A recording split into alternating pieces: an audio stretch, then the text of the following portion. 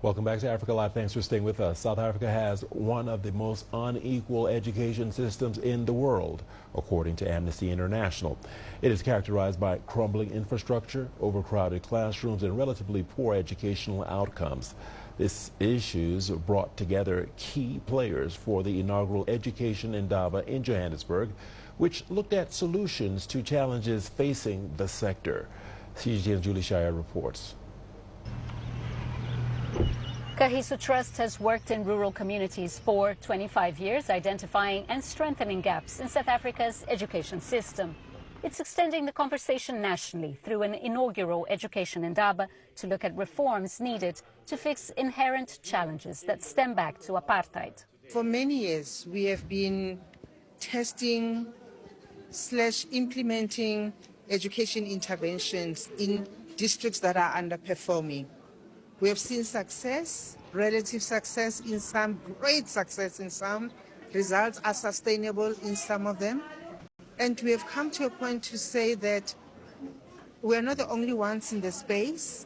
Let's start talking to others and see what they have done. Despite billions being thrown at education by the state, every year the schooling system remains deeply divided among private and public sector lines. South Africa has achieved a 98% enrollment rate in primary school, but dropout rates remain high and learner outcomes poor.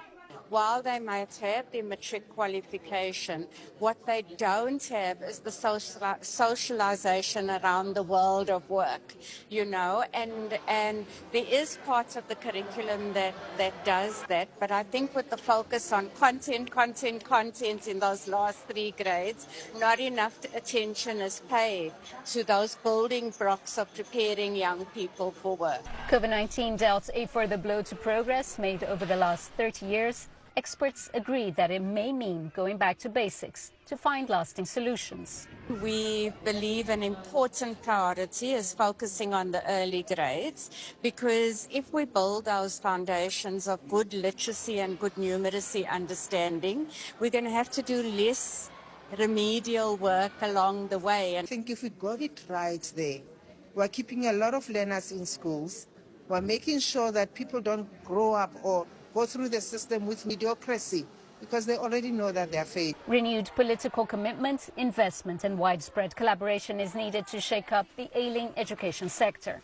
Objectives and outcomes will have to be carefully balanced as a digital age knocks on the door, which requires a strong foundation for a highly skilled workforce. Julie Shire, CGTN, Cape Town. Poor internet connectivity is still plaguing parts of East and Southern Africa. In